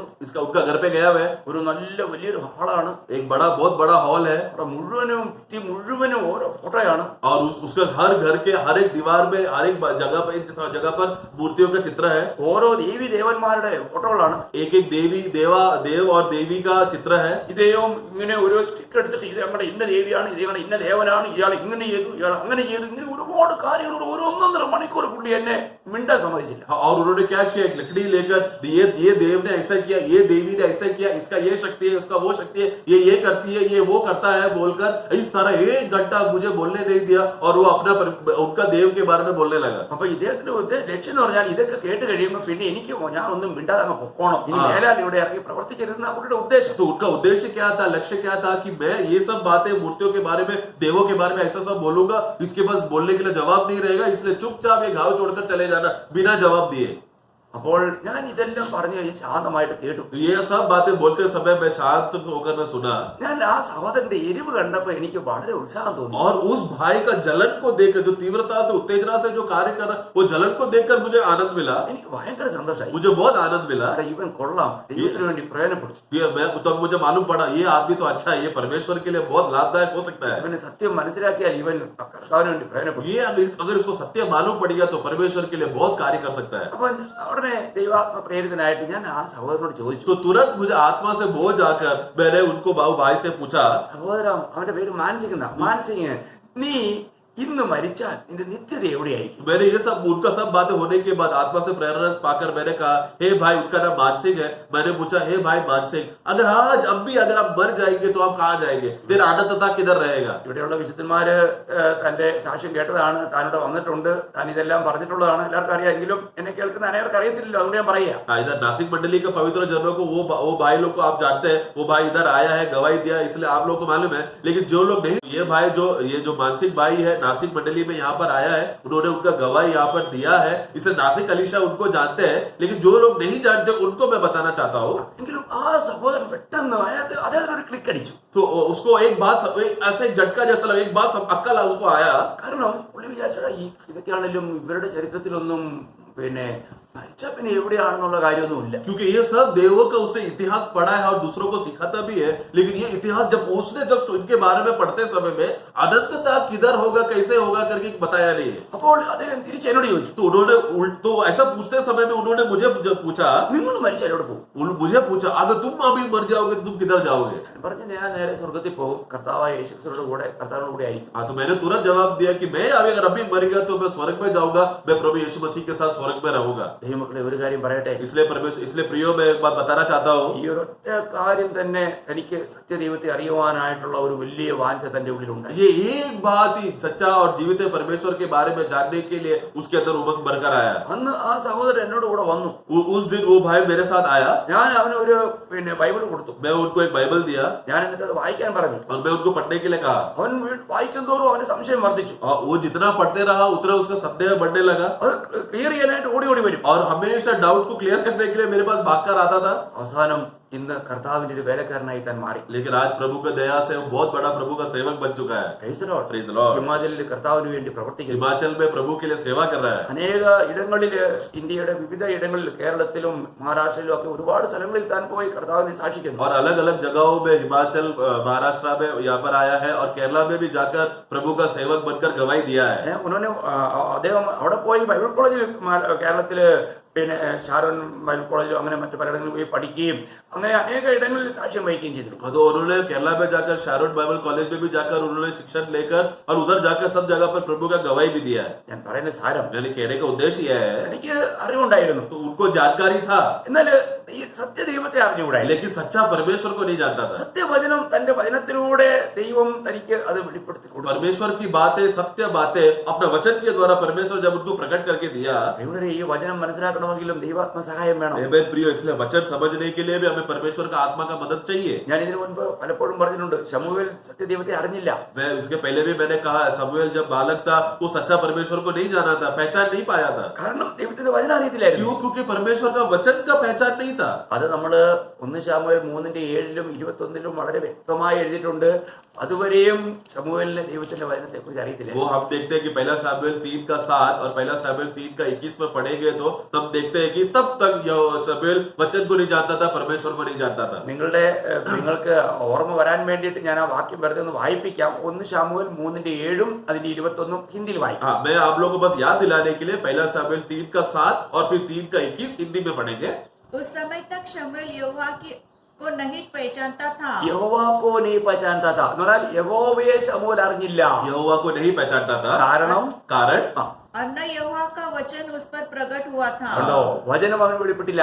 क्योंकि वचन अब तक प्रकट नहीं हुआ था। പ്രിയമുള്ളവരെ, ഈ വചനത്തിന്റെ ശരിയായ പ്രകാശനം പ്രാപിക്കണമെങ്കിൽ ദൈവത്തിന്റെ ആത്മാവിന്റെ വലിയൊരു പ്രവൃത്തി വേണം. അത് ഞാൻ നിങ്ങൾക്ക് ഇനി തുടർന്ന് ഞാൻ വെളിപ്പെടുത്താം. इसलिए प्रियो, ये वचन को प्रभु को समझने के लिए वचन को प्रभु का आत्मा का के आधार में प्रकटीकरण मिलना बहुत जरूरी है। वो आगे के दिनों में प्रभु ने अगर सहायता की तो मैं बताऊंगा। ഈ വചനത്തിലൂടെ മാത്രമേ നമുക്ക് ദൈവത്തെ അറിയാൻ കഴിയൂ. क्योंकि वचन के द्वारा ही हम परमेश्वर को हम जान सकते ഈ हैं। വചനം അറിയണമെങ്കിൽ ഗ്രഹിക്കണമെങ്കിൽ നമുക്ക് ദൈവാത്മാവിന്റെ സഹായം വേണം. ये वचन जानने के लिए, समझने के लिए परमेश्वर का आत्मा का मदद चाहिए हमें. ഇനി അതിന്റെ 21 വാക്യം കൂടെ വായിക്കാം. उसका 21 भी पढ़ना चाहता हूँ. और यहोवा ने शीलो में फिर दर्शन दिया, क्योंकि यहोवा ने अपने आप को शीलो में शमूएल पर अपने वचन के द्वारा प्रकट किया. വചനത്തിലൂടെ വെളിപ്പെടുത്തി. वचन के द्वारा शमूएल को प्रकट किया.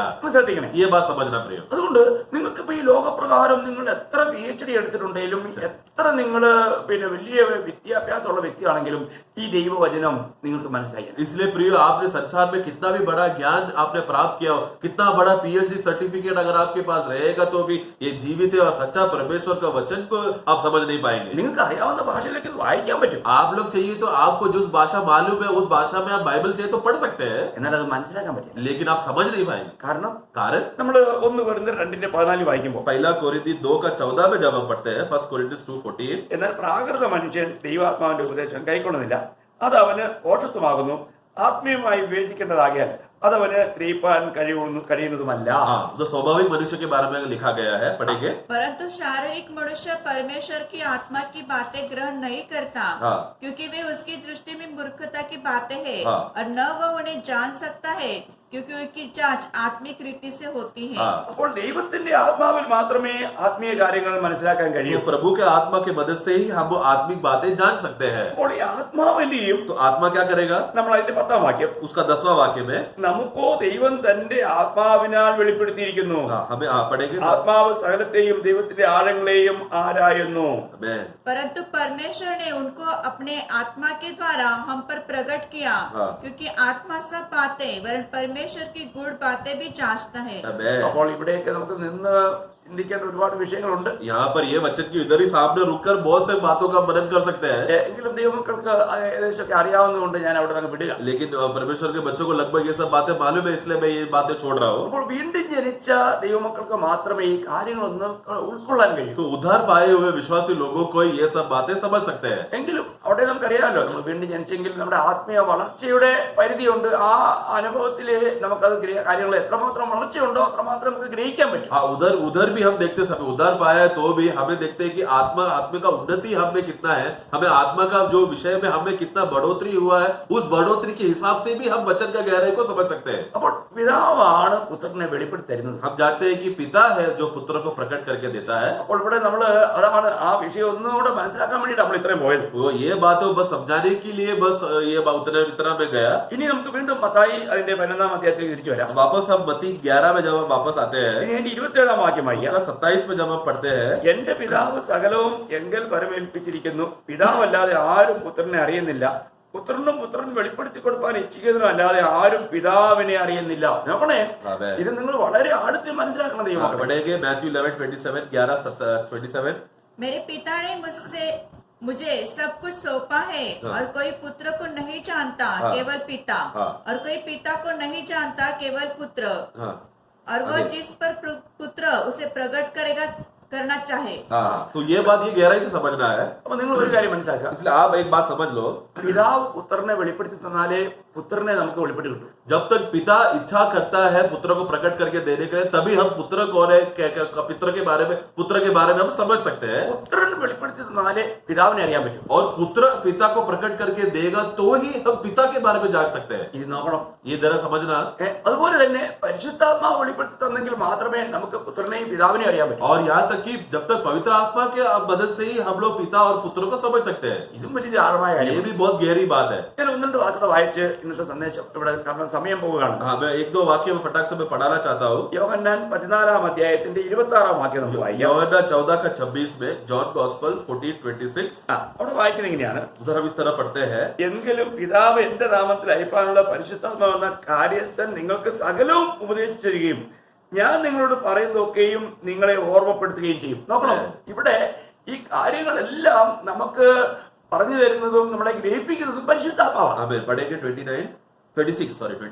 परंतु सहायक अर्थात पवित्र आत्मा जिसे पिता मेरे नाम से भेजेगा वह तुम्हें सब बातें सिखाएगा और जो कुछ मैंने तुमसे कहा है वह सब तुम्हें स्मरण तो करवाएगा। वो पुत्र के बारे में, यीशु मसीह के बारे में सब बातें सिखाएगा और जो प्रभु ने बोला है वो हमको स्मरण कराने वाला भी पवित्र आत्मा है। അപ്പോൾ ഈ പരിശുദ്ധാത്മാവിൽ നമ്മൾ വീണ്ടും ജനിക്കാതെ तो अगर पवित्र आत्मा में हमारा नया जन्म नहीं हुआ तो നമുക്ക് ഈ കാര്യങ്ങൾ ഗ്രഹിക്കാനായിട്ട് സാധിക്കില്ല. ये बात कभी भी हम समझ नहीं पाएंगे। ഞാൻ ഇന്ന് പറയുന്ന അനേക കാര്യങ്ങളും പലരുടെയും തലയ്ക്ക് മുകളിലൂടെ പോകുന്നുണ്ടാവും. हाँ, मैं अभी आज का बातें बोला हुआ बातें बहुत लोगों के सिर के ऊपर से गया रहेगा। നിങ്ങൾക്കതില് നല്ലൊരു ശതമാനം ആൾക്കാർക്കും ഇതിന്റെ ഒന്നും പിടി കിട്ടി കാണിയല്ല. मैं शायद काफी लोगों को इस विषय में सही रीति समझ में नहीं आया होगा। നിങ്ങൾ മനസ്സിലാക്കാൻ കഴിഞ്ഞില്ലെങ്കിൽ നിങ്ങൾ എനിക്ക് ഫോൺ ചെയ്ത് ചോദിച്ചാൽ ഞാൻ അത് നിങ്ങൾക്ക് വളരെ വീണ്ടും ഞാൻ ഒരുപാട് ലളിതമായ നിലയിലാണ് ഇത് പറഞ്ഞത്. हाँ, तो इसलिए वो भी अगर आप लोग किसी को समझ में नहीं आया तो मेरा फोन नंबर डिस्क्रिप्शन में रहेगा, आप लोग उसको मुझे फोन करना, कमेंट्स नहीं डालना, फोन करना और मैं तुमको अभी तो मैंने एकदम आसानी भाषा में समझाया और आसान भाषा में समझाऊंगा। ഇനി അത് യോഹന്നാൻ 16:13 വാക്യം വായിക്കാം. अब वही യോഹന്നാൻ 14-15 വരെ. वही यूहन्ना का 16 का 15 13-15 13 से 15 पढ़ेंगे। സത്യത്തിന്റെ ആത്മാവ് വരുമ്പോഴോ അവൻ നിങ്ങളെ സകല സത്യത്തിലും വഴി നടത്തും. അവൻ സ്വയമായി സംസാരിക്കാതെ കേൾക്കുന്നത് സംസാരിക്കുകയും വരുവാനുള്ളത് നിങ്ങൾക്ക് അറിയിച്ചു തരികയും ചെയ്യും. അവൻ എനിക്കുള്ളതിൽ നിന്നും എടുത്ത് നിങ്ങൾക്ക് അറിയിച്ചു തരുന്നതുകൊണ്ട് എന്നെ മഹത്വപ്പെടുത്തും. പിതാവിനുള്ളത് ഒക്കെയും എനിക്കുള്ളത്, അതുകൊണ്ടത്രേ ഞാൻ എനിക്കുള്ളതിൽ നിന്നും എടുത്ത് നിങ്ങൾക്ക് അറിയിച്ചു തരും എന്ന് ഞാൻ പറഞ്ഞത്. 16 का 13 से 15। परंतु जब वह अर्थात सत्य का आत्मा आएगा तो तुम्हें सब सत्य का मार्ग बताएगा, क्योंकि वह अपनी ओर से न कहेगा परंतु जो कुछ सुनेगा वही कहेगा और आने वाली बातें तुम्हें बताएगा। वह मेरी महिमा करेगा, क्योंकि वह मेरी बातों में से लेकर तुम्हें बताएगा। അപ്പോൾ പരിശുദ്ധാത്മാവിനുള്ള ശുശ്രൂഷ എന്ന് പറയുമ്പോൾ पवित्र आत्मा का सेवा अगर हम देखा जाए तो എപ്പോഴും അത് കർത്താവായ യേശുക്രിസ്തുവിനെ ഉയർത്തുന്ന ശുശ്രൂഷ. यानी कि हमेशा प्रभु यीशु मसीह को महिमा करने का सेवा रहेगा। ഒരിക്കലും പരിശുദ്ധാത്മാവ് തന്നെ ഉയർത്തുകയില്ല. पवित्र आत्मा कभी भी खुद का बड़ाई ऊंचा नहीं करेगा। നമുക്കറിയാം നമ്മുടെ കർത്താവ് ലോകത്തായിരുന്നപ്പോൾ എപ്പോഴും പിതാവിനെയാണ് ഉയർത്തി കാണിച്ചത്, പിതാവിനെയാണ് മഹത്വപ്പെടുത്തിയത്. क्योंकि हमारा प्रभु यीशु मसीह जब इस दुनिया में आया वो हमेशा पिता को महिमा करके जिया। Praise the Lord. Praise the Lord। അതുപോലെ പരിശുദ്ധാത്മാവ് ഇന്ന് നമ്മളിൽ പ്രവർത്തിക്കുമ്പോൾ इसी तरह पवित्र आत्मा जब हमारे अंदर कार्य करता है ആത്മാവിലുള്ള ശുശ്രൂഷയിലൂടെ എപ്പോഴും കർത്താവായ യേശുക്രിസ്തുവിന് മാത്രം മഹത്വം ലഭിക്കുന്ന ശുശ്രൂഷകൾ മാത്രമേ പരിശുദ്ധാത്മാവ് ചെയ്യൂ. आत्मा का सेवा में यही इतना ही है कि वो हमेशा प्रभु यीशु मसीह का महिमा करने वाला सेवा ही वो करेगा। Praise the Lord. Amen। നിങ്ങളുടെ ഇത് വളരെ കർത്താവിന് മഹത്വം ലഭിക്കാത്തൊരു ശുശ്രൂഷയാണെങ്കിൽ അത് ആത്മാവിൽ നിന്നുള്ള ശുശ്രൂഷയല്ല. इसके लिए जब भी सेवा में प्रभु यीशु मसीह का नाम का महिमा नहीं हो रहा है तो वो प्रभु का आत्मा के मदद से है ही नहीं। അപ്പോൾ നമ്മൾ ഓരോ ശുശ്രൂഷയും നമുക്ക് വിവേചിക്കാൻ കഴിയും. इसके लिए इससे हमें एक एक सेवा किस रीति से है करके हम परख सकते हैं। കാരണം ആത്മീയ ശുശ്രൂഷ പരിശുദ്ധാത്മാവിലുള്ള ശുശ്രൂഷയായിരിക്കണം. क्योंकि आत्मिक सेवा बोलो तो पवित्र आत्मा के द्वारा होना चाहिए। അങ്ങനെയുള്ള ശുശ്രൂഷയിൽ എപ്പോഴും നമ്മുടെ കർത്താവായ യേശുക്രിസ്തുവിനെ എപ്പോഴും അവർ ഉയർത്തി കാണിക്കും. इस तरह का सेविका में वो हमें सेवा में हमेशा प्रभु यीशु मसीह को महिमा करने वाला कार्य होगा। അപ്പോൾ നമ്മുടെ ദൈവം ത്രിയേകനായ ദൈവമാണ്. हमारा परमेश्वर त्रिएक परमेश्वर है। തീൻ ദൈവങ്ങളല്ല, 3 ദൈവങ്ങളല്ല, तीन देव है ऐसा नहीं, ത്രിയേകനായ ദൈവം. त्रिएक परमेश्वर है। ഈ സത്യം നമുക്ക് ആഴത്തിൽ പ്രകാശം കിട്ടണം. ये सत्य हमें गहराई से समझना जरूरी है। ഇത് ഒരു വാക്കിൽ ആർക്കും നമുക്ക് പെട്ടെന്ന് വെളിപ്പെടുത്തി കൊടുക്കാൻ കഴിയാവുന്ന ഒരു കാര്യവുമല്ല. और ये कभी भी एक शब्द में या एक वचन पढ़कर सिखाने वाला समझने वाला बात भी नहीं है। ഇപ്പൊ ഇതിനകത്ത് മനസ്സിലാക്കാനായിട്ട് ഇനി ഒരുപാട് കാര്യങ്ങളുണ്ട്. अब इसमें समझने के लिए भी और भी बातें हैं। അതുകൊണ്ട് നമുക്ക് അടുത്ത ക്ലാസ്സുകളിൽ നമുക്ക് ഒന്നുകൂടെ അതിന്റെ ആഴമായിട്ടുള്ള ചിന്തയിലേക്ക് പോകാമെന്ന് കർത്താവിനെ ആശ്രയിച്ച് ഞാൻ വിചാരിക്കുന്നു. और लेकिन इसके बाद आने वाला दिनों में हम थोड़ा इस विषय में थोड़ा और गहराई से समझने के लिए प्रभु का आत्मा सहायता करे करके मैं यह समर्पण करता हूँ। നിങ്ങൾക്ക് ഏതെങ്കിലും നിലയിലുള്ള സംശയം ഉണ്ടെങ്കിൽ നിങ്ങൾക്ക് അത് വിളിച്ച് ചോദിക്കാം. इसलिए आप लोगों को कोई भी विषय में तरीके में अगर संदेह है तो आप लोग मुझे फोन करके पूछ सकते हैं। നമ്മൾ പഠിപ്പിച്ചുകൊണ്ടിരിക്കുന്ന വിഷയമായിരിക്കണം. हमारा अभी तक हमने जो सिखाया हुआ बात है उसमें आप संदेह पूछना। അല്ലെങ്കിൽ ഇതിനകത്ത് ഈ ബൈബിളിൽ ഒരുപാട് കാര്യങ്ങളുണ്ട്, അതിന്റെ എല്ലാ ഉത്തരം പറയാൻ നമുക്ക് സമയമില്ല. क्योंकि अभी ये बाइबल में बहुत सा सारा सवाल जवाब आएगा, वो सबका जवाब देने तो होगा नहीं, जो अभी तक सिखाया गया उसी में पूछना। ഓക്കെ, मैं കർത്താവ് നമ്മളെ ധാരാളം. प्रभु हमें आशीष करे। നമ്മുടെ കർത്താവിന്റെ വരവിനെ നമുക്ക് ഒരുങ്ങിയിരിക്കാം. प्रभु का आगमन में हम लोग तैयारी बने रहे। അപ്പോൾ നമുക്ക് കർത്താവിൽ തന്നെ ആയിരിക്കാം. हमेशा हम प्रभु में बने रहे। ദൈവത്തിന്റെ ആത്മാവിനെ നടത്തപ്പെടാം. और प्रभु का आत्मा के द्वारा चलाया जाए। കർത്താവിന് എല്ലാ മഹത്വം അർപ്പിക്കുന്നു. सारा महिमा मैं प्रभु को देना चाहता हूँ। കർത്താവിന്റെ കൃപ നിങ്ങളെല്ലാവരും കൂടെ. प्रभु का अनुग्रह हम सब में बना रहे। ആമേൻ. आमीन।